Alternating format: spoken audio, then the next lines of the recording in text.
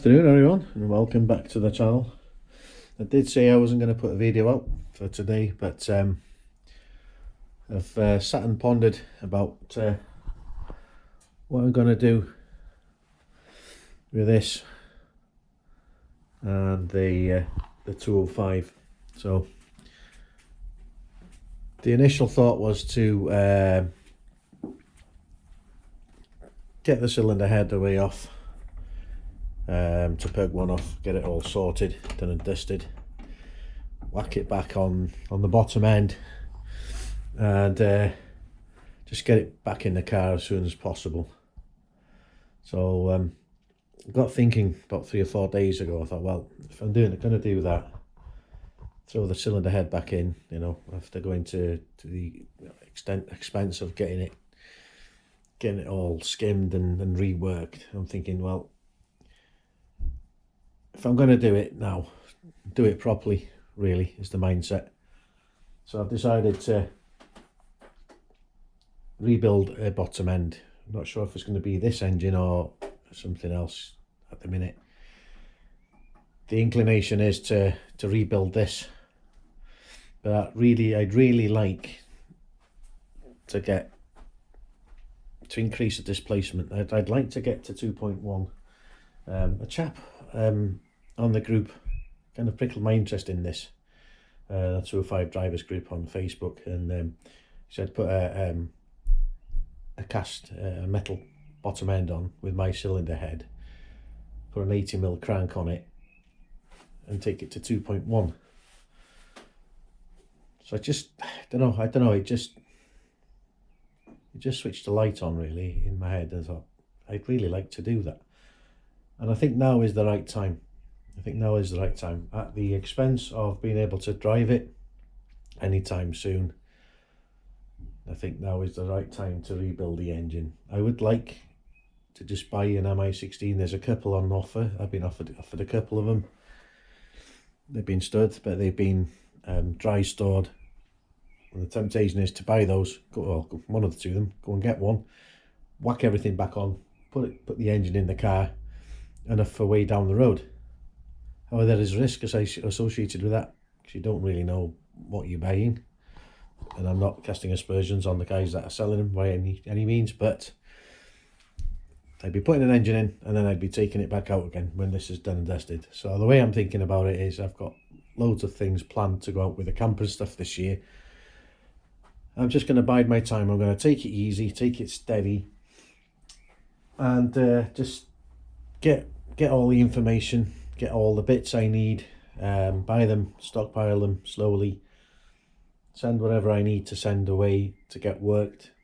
Obviously the cylinder head is one of those things that I'll need doing, as you've seen, and just plug away at it slowly, and when it's finished, and the car, you know, can go back on the road. The MOT is expiring this month, I think, at some point in June. I think it's June or July.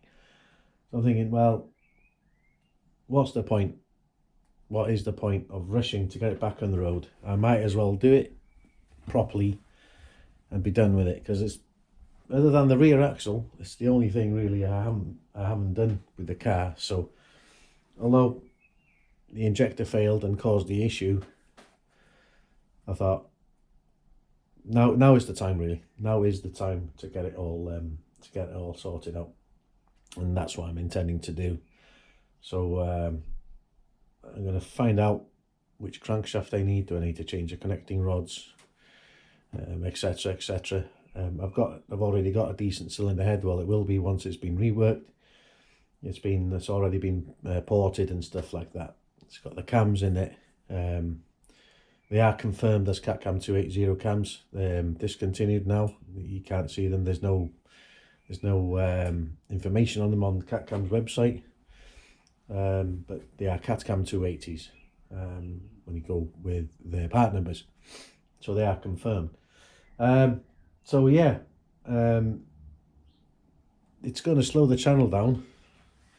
I'll still be doing the occasional bits and bobs. I've got stuff to do on the car, in the bottom, you know, in the engine bay and stuff like that. So I'll still be you know, churning the videos out.